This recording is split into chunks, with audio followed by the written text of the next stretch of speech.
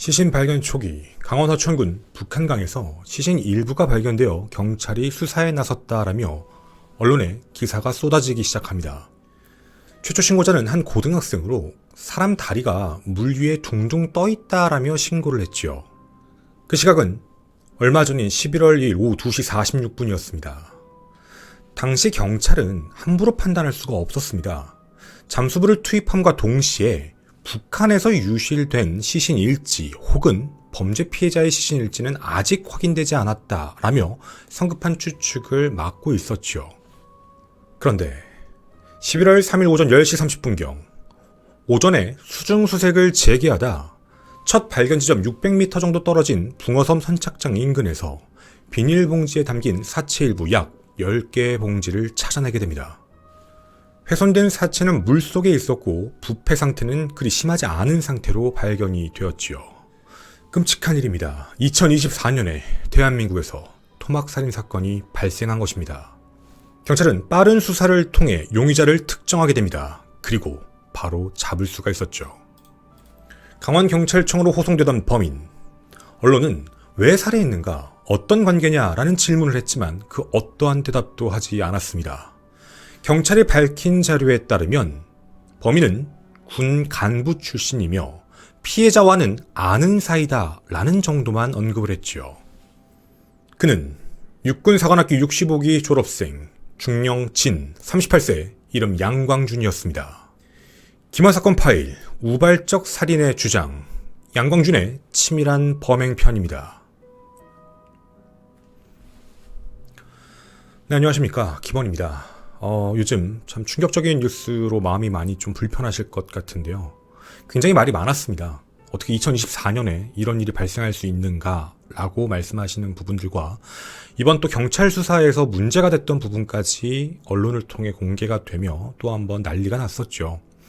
우선 이 사건의 범인을 특정하는 부분부터 말씀을 좀 드리자면 굉장히 빠른 시간 내에 특정된 걸로 확인이 됩니다. 자, 여기서 범인 양광준의 특징도 함께 파악해 볼 수 있으니 자세히 기억해 주셨으면 좋겠는데요. 우선 발견된 시신 봉투에서 피해자의 DNA 그리고 지문으로 피해자의 신원을 확인하는 건 금방 했습니다. 그런데 거기서 한 가지를 더 확인할 수 있었죠. 그 비닐봉지 안에는 각각 돌멩이와 겉에를 테이프로 묶은 흔적이 보였는데 그 테이프 안에서 어떤 남성의 지문이 발견된 겁니다. 분명 그걸 묶지 않는 이상, 직접 하지 않는 이상 흔적이 남을 수 없었던 지문이었죠. 그런데 당시의 흔적들과 CCTV 분석 그리고 피해자 가족의 탐문 끝에 한 사람으로 용의자는 특정됩니다. 지문이 남겨진 사람 바로 양광준이었죠. 경찰은 우선 CCTV와 휴대폰 위치 추적을 통해 양광준의 위치를 파악해봅니다. 멀리 도피했을 수도 있다라고 생각을 했는데 양광준의 차량이 생각보다 가까운 곳에서 발견이 되었죠. 대한민국의 수도 서울 강남구였습니다. 차량을 확인했던 경찰은 차량 주변을 탐문하기 시작했는데 한 시민이 마스크랑 모자를 쓴 이상한 남자가 지금 역 쪽으로 들어갔다라는 제보를 하게 됩니다. 이 제보를 받은 경찰, 지하철을 타고 지역으로 이동할 수 있다라고 판단해서 강남구에 있는 일원역 일대를 집중 수색하게 됩니다.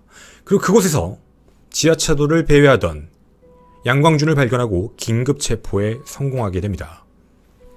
검거 날짜는 11월 3일 오후 7시 12분.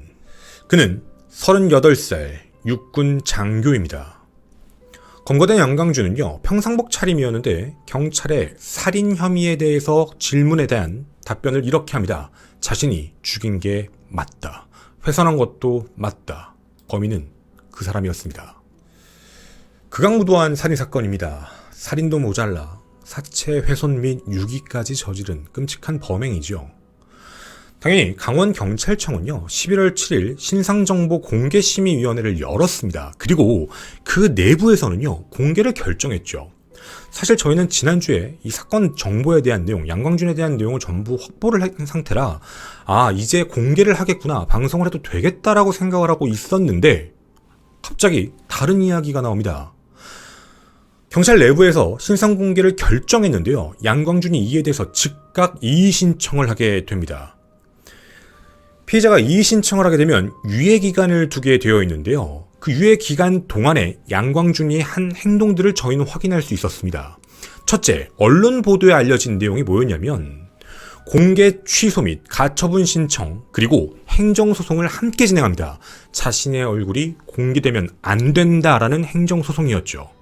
그리고요, 언론에 알려져 있지 않은 두 번째, 저희는 이미 양광준에 대한 정보를 확보한 상태였습니다. 그의 SNS까지도 전부 포착을 하고 있었죠. 그의 인터넷상의 흔적들을 전부 알고 있었습니다. 그런데 이때 이의 신청을 함과 동시에 그의 모든 정보는 인터넷에서 삭제가 됐습니다. 자, 사실 우리가 알고 있는 내용과는 조금 다를 겁니다. 경찰 단계에서 신상 공개 대상이 결정이 나게 되면 바로 우리가 알고 있던 머그샷이 공개되는 거 아닌가? 라고 생각을 하셨을 텐데요. 현행 법은 검사와 사법경찰관이 피의자에게 신상 정보를 공개한다라고 통지한 날부터 5일 이상의 유예 기간을 두고 신상 정보를 공개한다라고 법에 명시가 되어 있습니다. 우리가 알고 있는 즉시 공개에 대한 문제는 피의자가 알겠습니다, 이의 없습니다 라고 표시해야지만 바로 공개가 되는 시스템이었죠. 많은 사람들은 분노했습니다. 흉악범의 신상 공개를 빠르게 해야 하는데 왜 피의자의 허락을 구해야 하는가라는 의문이었습니다. 자, 그리고 바로 오늘이었죠. 양광준의 신상 공개가 결정났습니다. 춘천지방법원은요, 살인, 사체 손괴, 사체 은닉 혐의에 양광준이 냈던 신상정보 공개 집행정지 가처분 신청을 기각해버렸습니다. 이유는 양광준에 대한 회복하기 어려운 손해 발생에 대한 우려가 없다. 회복하기 어려운 손해 발생을 예방하기 위한 긴급성 또한 없다라며 기각 사유를 밝혔죠.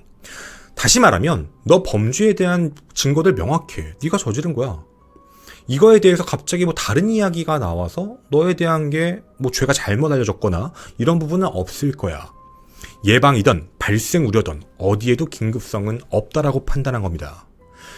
해서 법원의 결정으로 머그샷 신상 공개는 11월 13일 이루어지게 됩니다.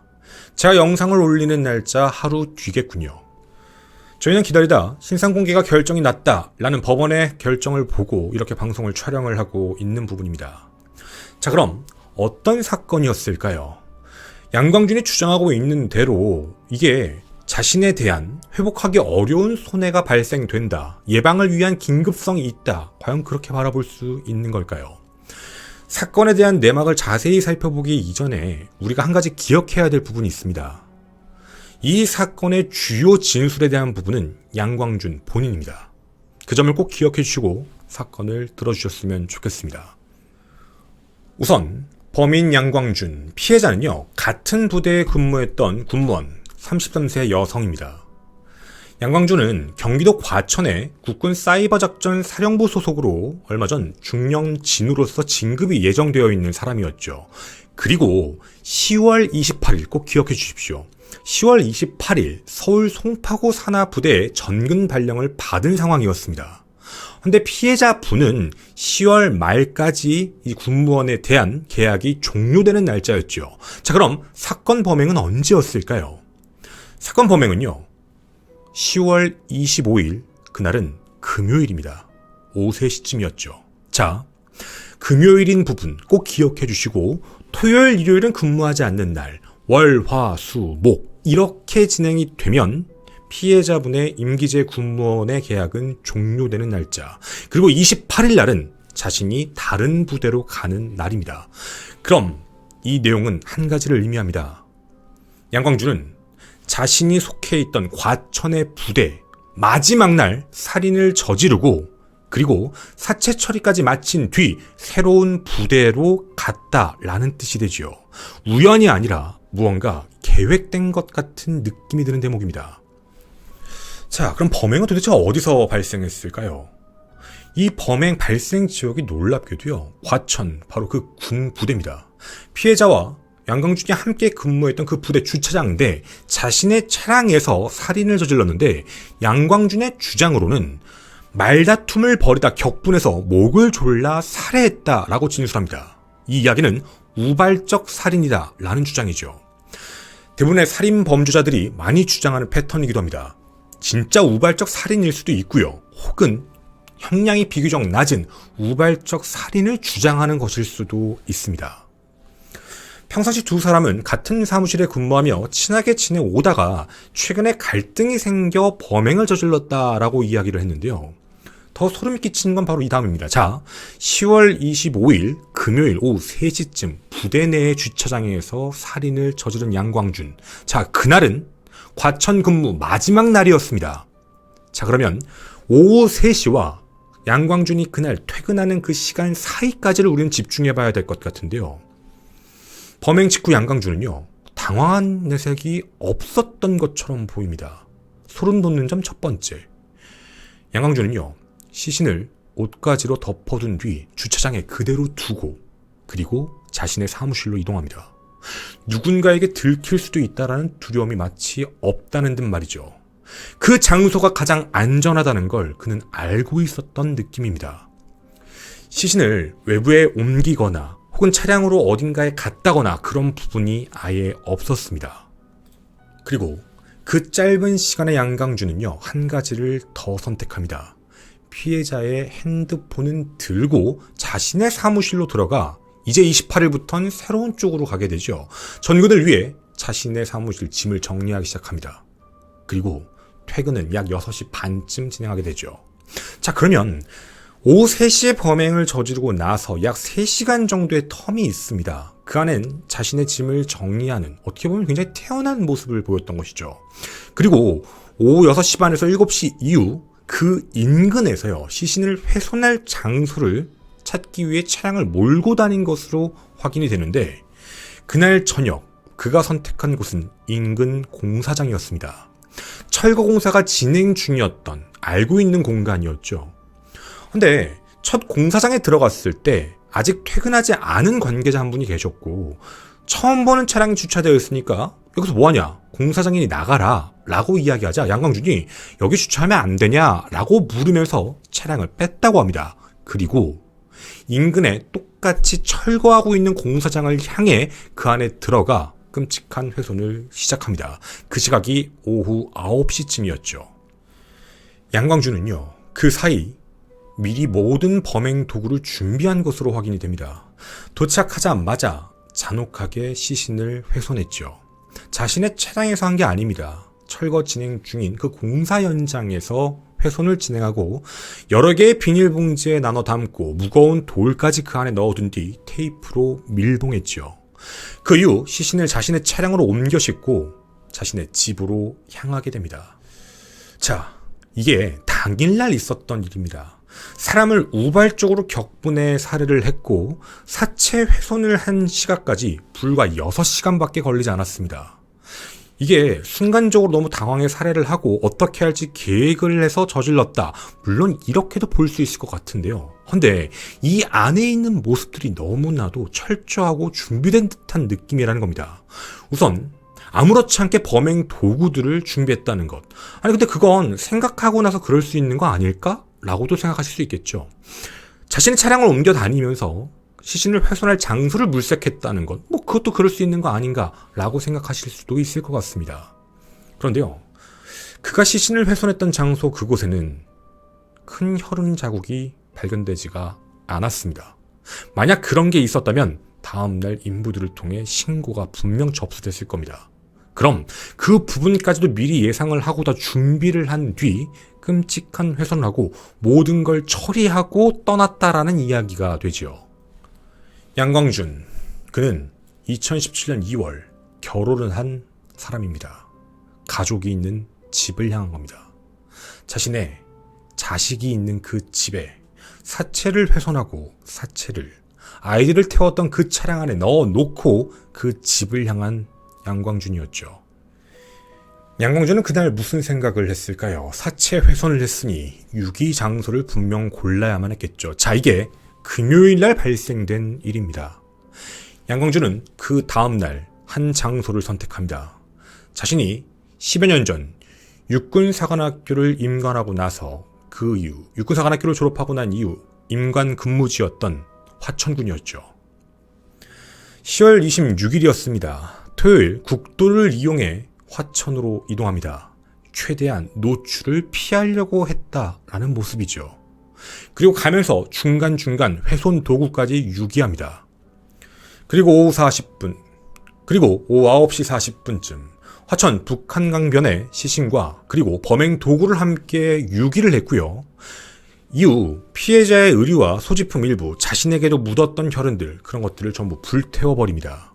그리고 일요일 날도 아무렇지 않게 차량에 묻은 핏자국을 지우기 위해 세차까지 하게 되죠. 자, 사건은 금요일날 발생했습니다. 토요일, 일요일, 그리고 이제 월요일이 되게 되면 양광주는 새로운 근무지를 가게 되죠. 근데 문제가 하나 있는 겁니다. 피해자의 핸드폰을 가지고 왔던 이유, 언제 가지고 왔죠? 살인한 바로 그 시각에 가지고 왔습니다. 정말 빠르다라는 느낌이 드시지 않나요? 아니, 그 살해 당시에 왜 핸드폰을 가지고 왔지? 바로 월요일을 대비하기 위함이었습니다. 만약 계약 만료 4일 전이었죠. 10월 말까지 근무하기로 되어 있었으니 출근하지 않으면 무단결근입니다. 바로 연락이 올 걸 알고 있던 양광주는요, 피해자가 살아있는 것처럼 행동하기 시작합니다. 27일 일요일이었죠. 세차를 하면서 피해자의 휴대폰으로요, 부대 관계자에게 남은 근무일수 4일은 휴가 처리를 해달라라는 문자를 보냅니다. 이에 부대 측에서 연락 시도를 해봤는데 받지가 않게 됐고 그냥 휴가 처리로 끝나나 보다라고 생각해 계약은 그렇게 10월 말로 만료가 되었죠. 그리고 여기서 끝나지가 않았습니다. 양광준의 예상은 한 가지가 더 있었죠. 바로 피해자의 가족에 대한 문제입니다. 가족에게는요, 마치 살아있는 것처럼 행동하기 시작합니다. 이제 군무원 끝나니까 잠깐 나갔다 오겠다. 어디 가서 머리 좀 식히고 오겠다. 당분간 들어가지 못한다라는 문자 메시지를 보내게 됩니다. 근데 당일날부터 이상하게 생각을 했던 가족이었습니다. 10월 25일날 딸이 들어오지 않자 미귀가 신고를 했던 상황이죠. 그리고 당연히 그때 당시엔 범죄 피해라고는 생각지도 못하신 상태였습니다. 근데 양광준이 이때 당시에 놀라운 시도를 하게 됩니다. 피해자의 가족의 신고 접수를 했던 서울 관악구의 한 파출소가 피해자의 핸드폰으로 카카오톡에 있는 보이스톡 있죠. 그걸로 전화를 걸었는데 받지 않았죠.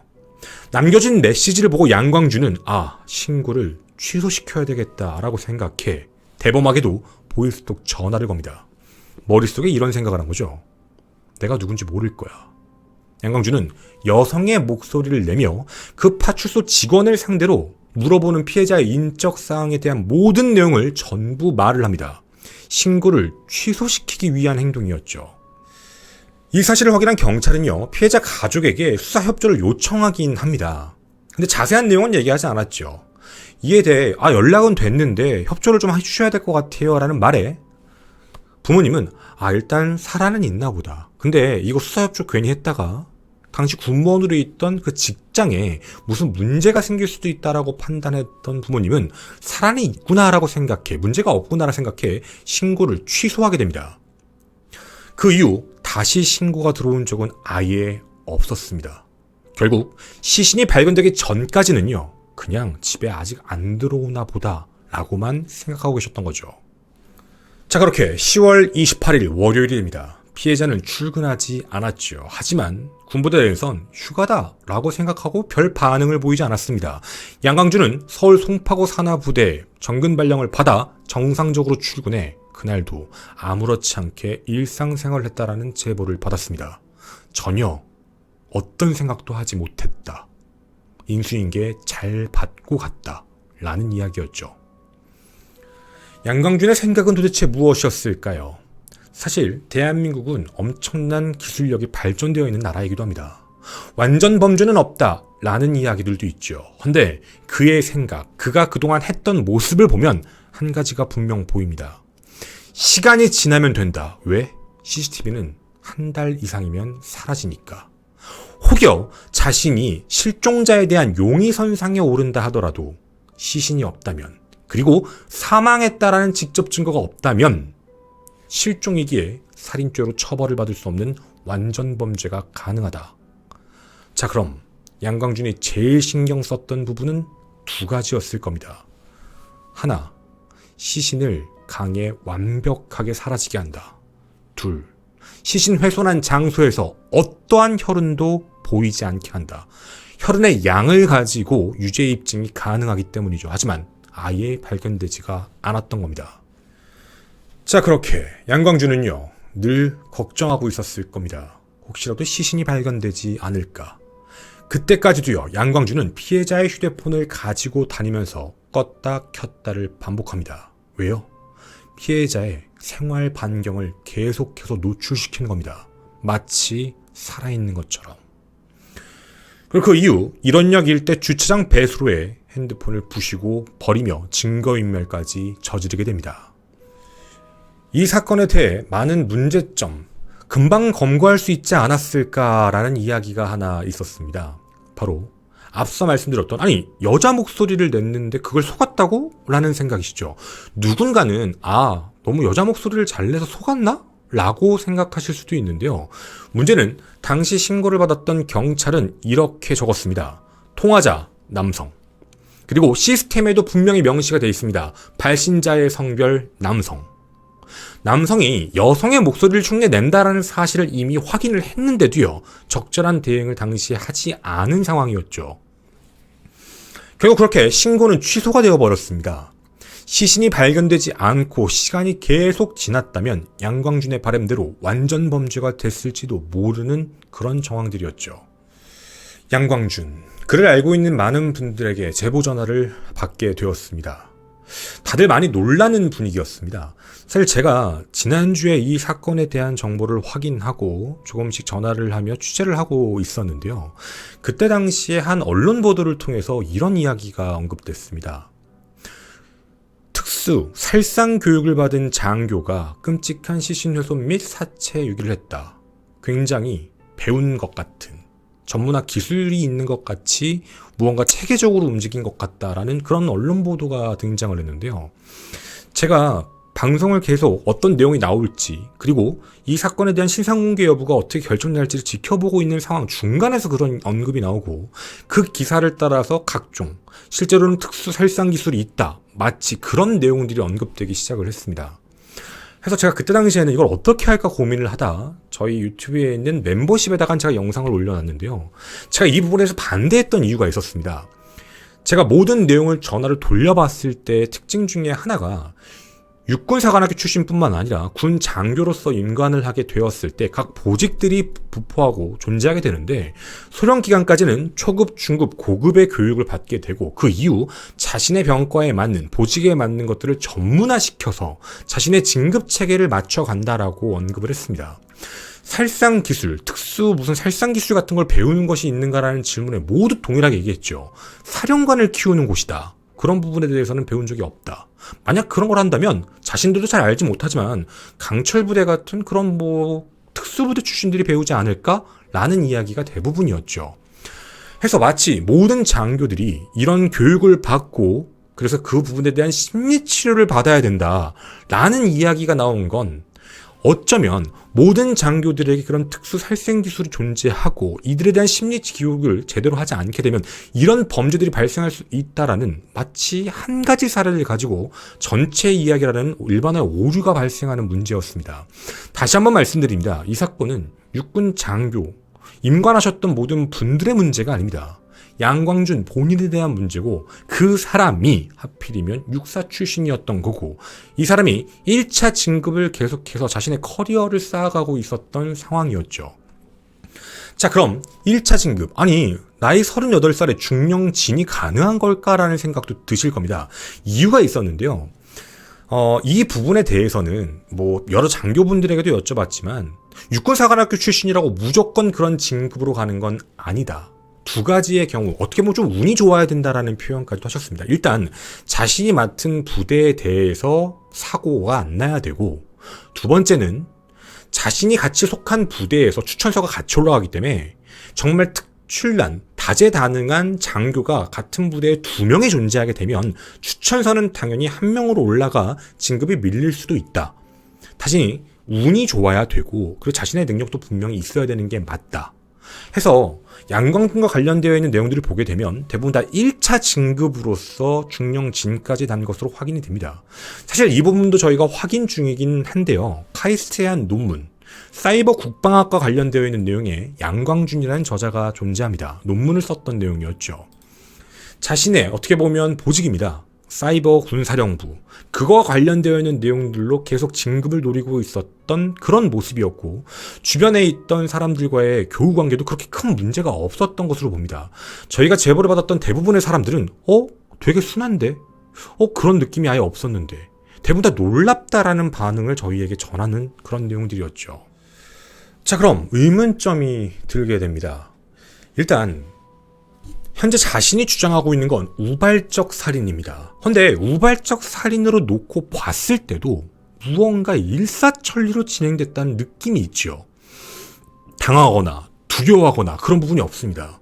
그건 공격을 했던, 살해했던 시점, 그리고 그 이후에 사체 훼손 장소, 사체 훼손, 그리고 사체를 유기하는 것까지, 이런 것들이 어떻게 보면 일사천리로 진행됐다라는 부분도 있지만 거기에 하나가 더 있습니다. 바로 날짜입니다.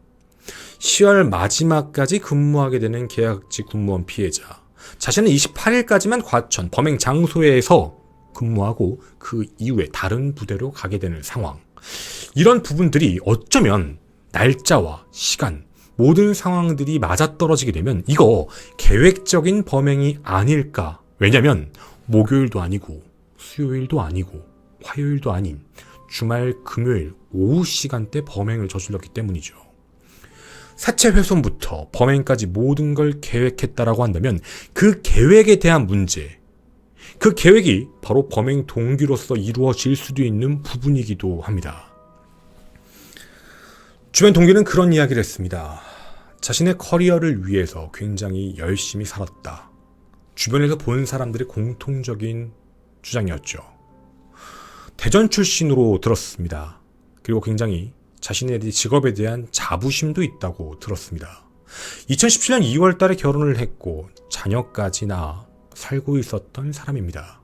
그런데 어떠한 이유로, 사실 우발적 살인이라고 하지만 계획적 살인의 뉘앙스가 훨씬 더 많이 보이고 그 계획살인의 끝은 사체 훼손까지 갔다라는 것. 양광주는 무엇 때문에 이런 범죄를 저질렀던 걸까요? 여러분의 생각은 어떠신가요? 양광주는 우발적으로 범행을 저지르고 그 이후 수습을 하다가 이런 끔찍한 훼손까지 한 걸까요? 아니면 이 모든 것들을 시간, 날짜까지 전부 계획해서 저지른 걸까요? 여러분의 다양한 생각 기다리도록 하겠습니다. 저는 김원 사건 파일의 김원이었습니다. 감사합니다. 뒷이야기입니다. 저희 라이브 방송 중에 기억하시는 분이 계셔가지고 15사단 양광준 대위면 맞거든요? 이거는 제 방송이 중요한 게 아니라 그냥 혹시 기억나세요? 양광준 대위에 대해서 어떻게 기억하시는지? 그냥 뭐 편하게 이거 꼭 뭐 범죄자라고 해서 일부러 나쁘게 써야 된다 뭐 이런 얘기 아니에요. 그냥 본인의 느낌이에요. 저도 제보 받았을 때 여러 가지 내용들을 받아가지고 근데 대부분 평들이 다 비슷비슷했어요. 그래가지고 이제 말씀을 드린 거고, 말씀하신 양광준 대위면 맞을 거예요. 네, 15사단이면 맞을 거고요. 15사단 경비소대라서 위병소를 지켰다고. 매일 봤었어요. 그냥 뭐 혹시 뭐 기억나시는 게 있거나 아니면 당시에 뭐가 있었는지 뭐 기억나시는 거 있으면 편하게 적어주셔도 괜찮습니다. 뭐 누군지는 노출시키지 마시고요. 당연히 노출 안 시키시겠지만. 네, 그래서 지금 이제 뒷이야기에는 이제 라이브에 오신 분이 계셔가지고 말씀을 드린 거고요.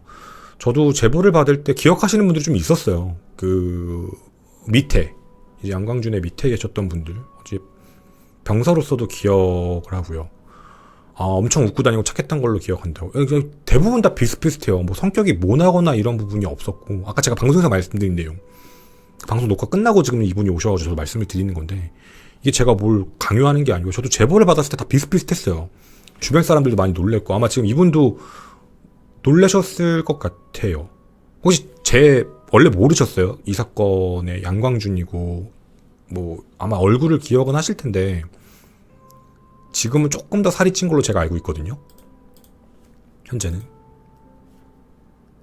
방금 아셨구나. 그럼 놀라셨겠네.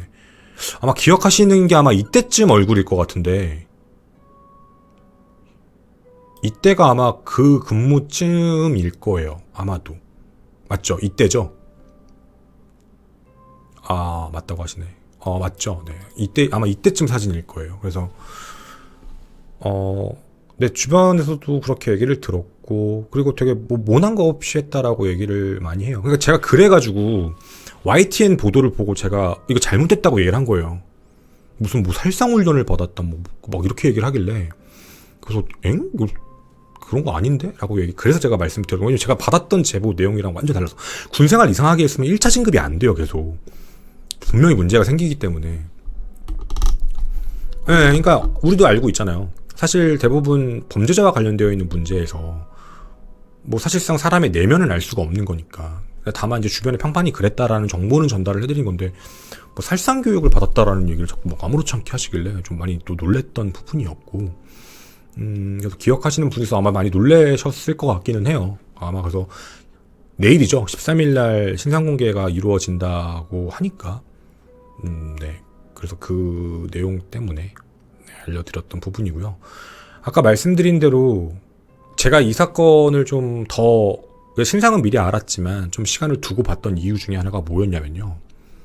아까 말씀드린 그 시간에 대한 문제였었어요. 아니 이게 우연히 맞아떨어진다 해도 너무나도 치밀한 것 같은 느낌이었었어요.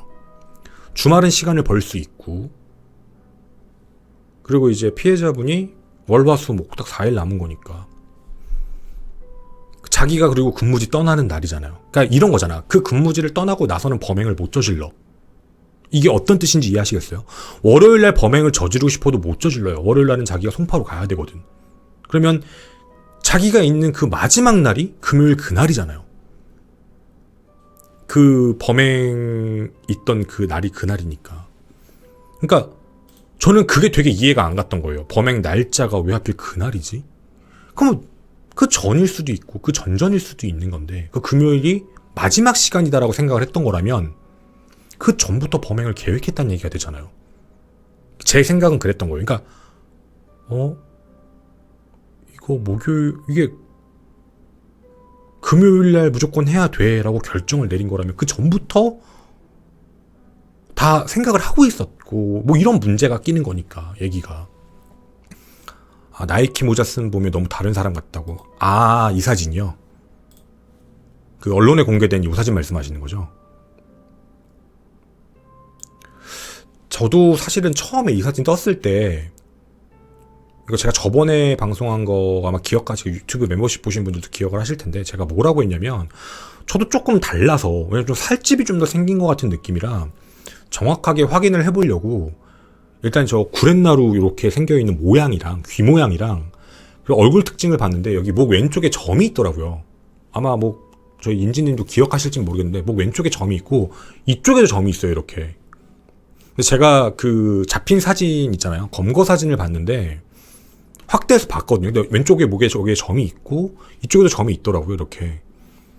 그래가지고 제가 이거 보고, 이거는 뭐 사실 귀 모양, 뭐 머리 헤어스타일 그 선하고, 그리고 이제 점 있는 거, 이게 이제 일치해가지고, 저도 뭐 제보받아서 사실 맞다고는 생각은 했었는데 혹시 모르니까 이런 부분들은 좀 저도 조심은 해야 된다라고 생각해서, 결혼식 사진 때는 그런 걸 다 지우니까 확인할 수 있는 그건 아니었던 것 같고, 일반 사진에서 판단을 좀 해봐야 되겠다라고 해서 이제 사진들을 좀 보면서, 네, 그렇게 해서 확인을 좀 했었죠. 그 점이나 이런 부분들도. 그래서 그렇게 체크를 해서 여러분한테 이제 그때 당시 확인해서 알려드린 내용이었고요. 근데 좀 많이 놀라실 것 같아요, 윤지님도. 왜냐면 근데 13일 어차피 공개가 되는데, 네, 어쨌든 바뀌지 않는 사실은 제가 말씀드린 이 사건의 범인이고요. 그리고 저는 개인적으로는 우발적이라는 생각은 하지 않아요. 계획적 살인에 더 가깝다라는 생각이 드는 이유는, 당일의 행동도 그렇고 하필 그 범행 날짜를 딱 그날로 정해놓은 것도 그렇고 미리 준비를 했다라는 생각이 좀 많이 드는 대목입니다. 그래서 여러분께도 그렇게 이제 뭐 아시는 분들도 있고, 그러니까 저랑 통화하신 분 아니죠? 지금 오신 분? 당연히 아니시겠지. 왜냐면 다 비슷비슷하게 말씀을 하셔서 저도 지난주부터 이제 아는 분들 통해서 이제 전달받고 통화하고 이랬었는데, 그런 부분이었었습니다. 네.